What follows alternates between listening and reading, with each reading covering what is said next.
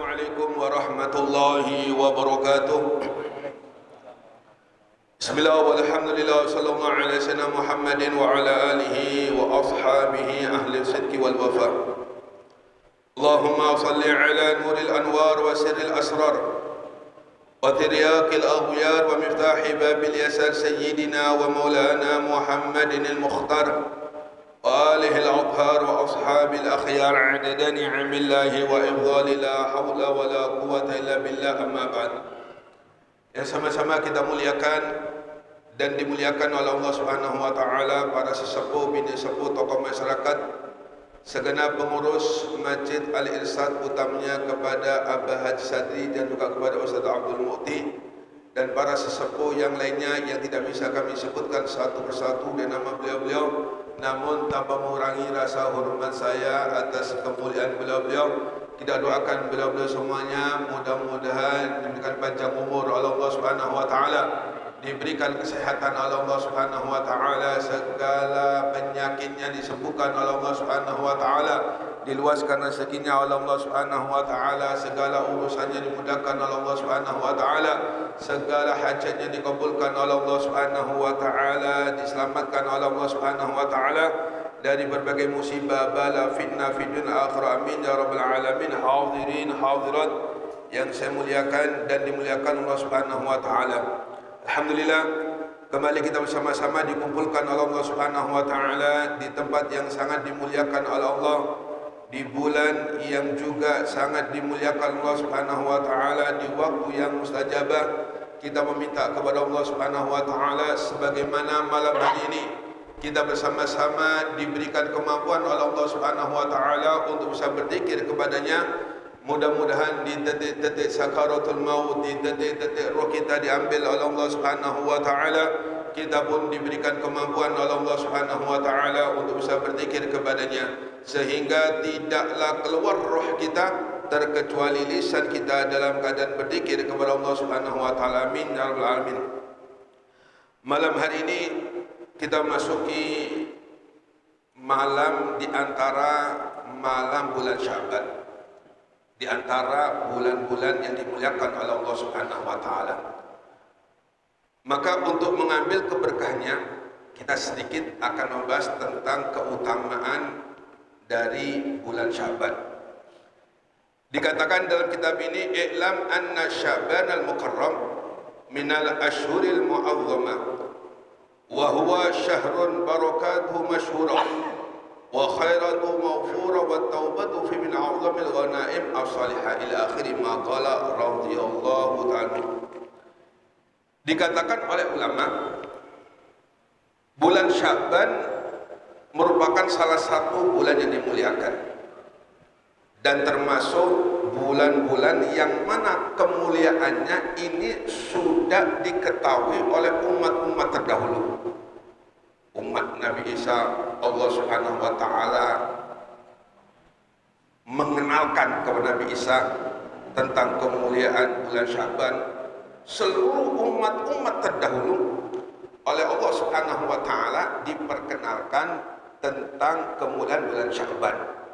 Lebih-lebih di malam nisfu Sya'ban atau malam 15 dari bulan Sya'ban. Ulama mengatakan keutamaan bulan Sya'ban, keutamaan bulan Rajab itu berada di 10 pertama, karena di situ ada 1 Rajab. Kemuliaan bulan Ramadan itu berada di Asrul Awakhir, karena di situ ada yang namanya Lailatul Qadar. Sedangkan kemuliaan Sya'ban yaitu di pertengahan dari bulan Sya'ban, yaitu 10 sampai 20, karena di tanggal 15 malam nisfu Sya'ban ada yang namanya nisfu Sya'ban. Ini salah satu malam yang sangat dimuliakan oleh Allah Subhanahu wa taala. Maka Ar-Rasul sallallahu alaihi wasallam, apabila kita menemui bulan Sya'ban, kita menangi bulan Sya'ban, kata Nabi Muhammad SAW, fatahhiru anfusakum wa ahsinu niyatakum.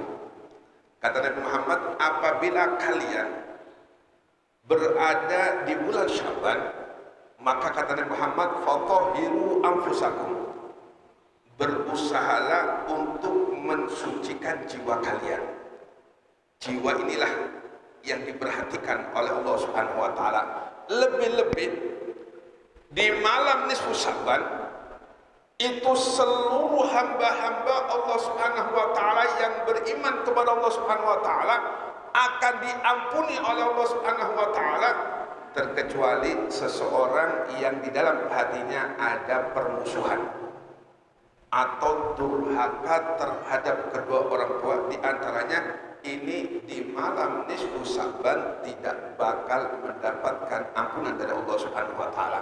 Makanya Nabi mengatakan fatahhiru anfusakum, berusahalah kalian untuk mensucikan hati kalian, berusahalah kalian untuk mensucikan jiwa kalian, sebab inilah yang bisa menyampaikan diri kita kepada Allah Subhanahu wa taala. Sehebat apapun dia beribadah kepada Allah, sekuat apapun dia beribadah mengabdi kepada Allah Subhanahu wa taala, kalau hatinya penuh dengan kekotoran, jangan harap bisa sampai kepada Allah Subhanahu wa taala. Jangan harap bisa wusul kepada Allah Subhanahu wa taala. Jangan harap bisa musyahadah kepada Allah Subhanahu wa taala. Bahkan orang yang seperti ini, walaupun dia banyak ibadah kepada Allah Subhanahu wa taala namun tidak menjaga hatinya, bisa jadi justru makin jauh dari Allah Subhanahu wa taala. Makanya apa sih hikmah sebelum Nabi Muhammad di Isra Mi'rajkan oleh Allah Subhanahu wa taala, dada Nabi Muhammad dibelah oleh malaikat Jibril. Setelah dada Nabi Muhammad dibelah oleh malaikat Jibril, hati atau sejatinya diri kita, hakikatnya diri kita ini diambil oleh malaikat Jibril, kemudian oleh malaikat Jibril dibersihkan, disucikan dengan air Zam-Zam. Apakah hati Nabi Muhammad ini ada kotorannya? Seperti adanya pada diri kita atau hati kita, di dalam hati kita subur penyakit hasud, iri dengki, bangga diri, merasa lebih mulia, merasa lebih baik daripada orang lain. Nah, hati Nabi Muhammad sedikit pun tidak ada kotoran-kotoran penyakit hati. Namun kenapa hati Nabi Muhammad dibersihkan oleh malaikat Jibril ketika Nabi Muhammad hendak di-Isra Mi'rajkan kepada Allah Subhanahu wa taala? Tidaklah hati Nabi Muhammad dibersihkan oleh malaikat Jibril, tidaklah hati Nabi Muhammad disucikan dengan air Zam-Zam, terkecuali hati yang sudah bersih, hati yang sudah jernih, semakin dibersihkan oleh Allah Subhanahu wa taala. Makanya Al-Imam Al-Qutub Al-Habib Ali bin Muhammad bin Husain Al-Habsyi dalam Maulid Sittu Durar, beliau mengatakan wa ma akhraja amlakun min qablihi adha walakinnahum zaduhu tuhran ala tuhur.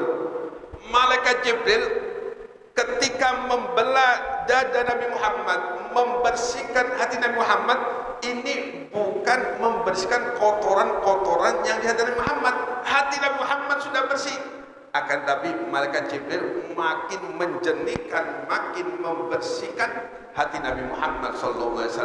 Hikmah yang terkandung di dalam pembelahan dada Nabi Muhammad, kemudian dicuci hati Nabi Muhammad oleh malaikat Jibril. Siapapun yang ingin usul kepada Allah, siapapun yang ingin sampai kepada Allah dengan ibadahnya, siapapun yang ingin musyahadah kepada Allah Subhanahu wa taala dengan ibadahnya, maka tentunya pertama kali yang harus dibersihkan, disucikan, yaitu hatinya. Sebab hati inilah salah satu dari alat alat untuk bisa kita nyampe kepada Allah Subhanahu wa taala. Maka Rasul sallallahu alaihi wasallam ketika memasuki bulan Sya'ban, Nabi Muhammad mengingatkan kepada kita, sucikanlah hati kalian, bersihkanlah hati kalian dari sifat merasa lebih mulia, merasa lebih hebat, dendam, hasud, iri dan lain-lainnya, untuk menyambut malam Lailatul Nisfi min Sya'ban, yaitu untuk menyambut malam nisfu Sya'ban, yang mana kemuliaan malam nisfu Sya'ban ini sangat masyhur, terkenal oleh umat-umat terdahulu. Bahkan Nabi Isa pernah suatu ketika mengadakan perjalanan. Nabi Isa ini memang hobinya selalu jalan dari satu desa ke desa lain, dari satu negeri ke negeri lain. Sampailah Nabi Isa ini pada satu bukit yang mana di situ ada batu yang sangat menakjubkan kepada Nabi Isa. Batu yang seperti keramik, putihnya luar biasa dan besarnya luar biasa. Mungkin bisa dikatakan batu tersebut segede masjid ini, saking gedenya batu tersebut, dan warnanya sangat luar biasa, jernih dan putih. Kagum Nabi Isa. Allah Subhanahu wa taala mengetahui hati Nabi Isa. Kata Allah Subhanahu wa taala, "Wahai Isa, apakah engkau kagum dengan batu itu?" "Ya, wahai Tuhanku, aku sangat kagum sekali dengan keindahan batu yang begitu luar biasa putihnya dan bersihnya." Kata Allah Subhanahu wa taala, "Wahai Nabi Isa, apakah engkau ingin mengetahui yang lebih mengagumkan terhadap dirimu?" Kata Nabi Isa, ya Rabbi, aku ingin sesuatu yang lebih mentakjubkan padaku daripada batu ini." Tiba-tiba batu tersebut terbelah menjadi dua. Betapa terkejutnya Nabi Isa ketika di dalam batu tersebut ada seorang syekhun kabir, seorang yang sangat tua rentah, lagi beribadah kepada Allah Subhanahu wa taala. Di samping orang tua tersebut ada satu pohon kurma, buahnya luar biasa banyaknya. Setelah Assalamualaikum warahmatullahi wabarakatuh, disapa Nabi Isa, "Assalamualaikum ya Abdullah." "Waalaikumsalam." Kata Nabi Isa, "Wahai fulan, siapakah anda ini? Apakah anda seorang malaikat atau seorang nabi yang diutus oleh Allah Subhanahu wa taala?" Maka kata orang tersebut, "Aku salah satu dari hamba Allah Subhanahu wa taala." Ditanya lagi, "Sudah berapa tahun engkau berada di batu ini?" Kata orang tua tersebut, "Arba'u mi'ati sana." Aku di atas batu ini sudah 400 tahun beribadah kepada Allah Subhanahu wa taala. Bisa kita bayangkan, dari sinilah kita semua harus yakin, wa ma min dabbatin illa 'ala ghairi suwa.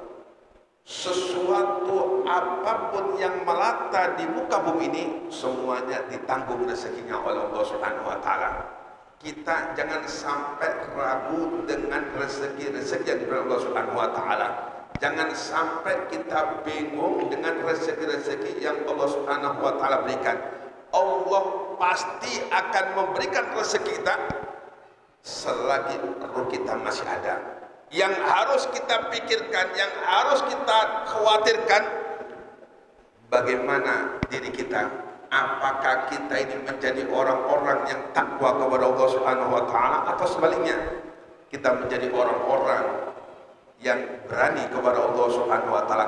Maka siapapun yang bertakwa kepada Allah Subhanahu wa taala, siapapun yang takut kepada Allah Subhanahu wa taala, menggunakan seluruh nikmat-nikmat Allah ia gunakan untuk sesuatu yang diridhai oleh Allah Subhanahu wa taala, pasti bakal dimuliakan Allah Subhanahu wa taala pasti tidak bakal kekurangan rezeki yang Allah Subhanahu wa taala curahkan kepadanya. Wa may yattaqillaha yaj'al lahu makhraja wa yarzuqhu min haitsu la yahtasib. Barang siapa yang takwa kepada Allah, yaj'al lahu makhraja, pasti Allah Subhanahu wa taala akan berikan jalan keluar dan berbagai macam kesempitan, wa yarzuqhu min haitsu la yahtasib, dan Allah Subhanahu wa taala berikan rezeki kepada orang tersebut min haitsu la yahtasib, dengan tanpa diduga-duga. Kemudian kata Nabi Isa, wahai fulan, lalu apa pohon yang ada di sampingmu? Apakah pohon ini selalu berbuah? Kata orang tua tersebut, ya wahai fulan, ketahuilah buah ini, buah anggur tidak pernah, buah ini enggak berbuah.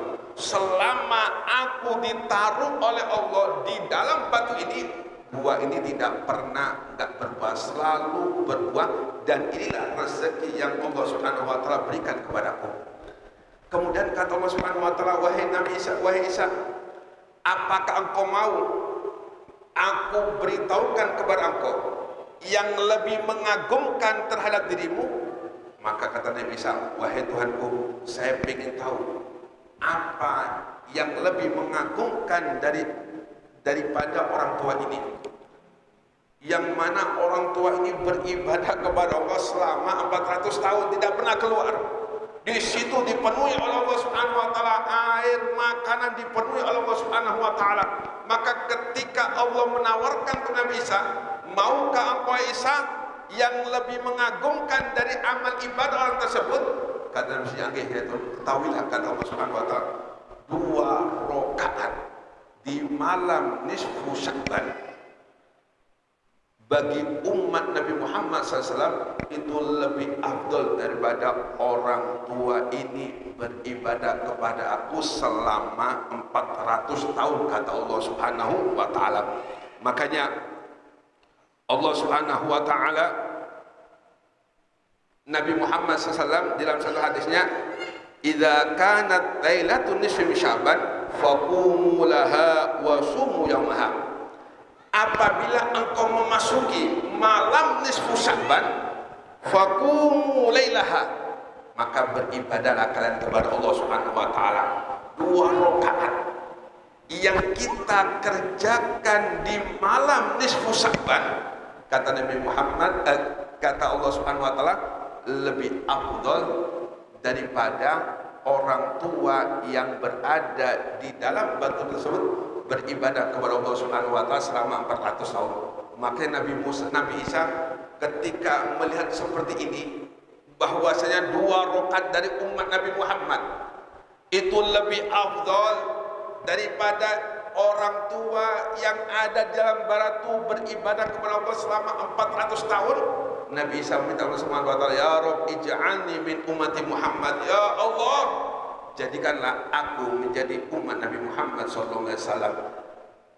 Doa Nabi Isa dikabulkan oleh Allah Subhanahu wa taala. Kenapa? Ketika Isra dan Mi'raj, Nabi Muhammad bertemu dengan Nabi Isa, dan secara otomatis siapapun yang bertemu dengan Nabi Muhammad dalam keadaan beriman kepadanya, baik di langit maupun di bumi, memang ada mengatakan syaratnya cuma ada di bumi. Cuma ada juga ulama lainnya, siapa yang bertemu dengan Nabi Muhammad dan beriman kepadanya baik di langit maupun di bumi, maka itu termasuk umat Nabi Muhammad dan itu termasuk sahabat. Dan Nabi Isa dikabulkan Allah Subhanahu wa taala karena beliau pernah bertemu dengan Nabi Muhammad ketika Nabi Muhammad Isra dan dimi'rajkan oleh Allah Subhanahu wa taala. Maka kata Muhammad, faqumu lailaha, hendaklah engkau beribadah di malam nisfu Sya'ban, entah itu sholat ba'diyah atau sholat awwabin atau sholat apa lain-lainnya, sholat hajat atau sholat tasbih. Maka 2 rakaat yang kita kerjakan di malam nisfu Sya'ban itu lebih afdal daripada orang yang tua yang beribadah di dalam batu selama 400 tahun. Kemudian wasumu yaumaha, dan kita di situ dianjurkan untuk berpuasa, dan tidak ada satupun puasa yang paling banyak dikerjakan Nabi Muhammad terkecuali bulan Sya'ban. Nabi Muhammad Sya'ban puasa nyambung dengan Ramadan. Ini paling banyak puasa yang dikerjakan Nabi Muhammad selain Ramadan, yaitu bulan Sya'ban. Mudah-mudahan Allah Subhanahu wa taala selalu berhidayah ini kepada kita semua, sehingga kita dimampukan Allah Subhanahu wa taala ketika masuki malam nisfu Sya'ban, kita gunakan malam nisfu Sya'ban untuk banyak beribadah kepada Allah Subhanahu wa taala. Amin ya rabbal alamin.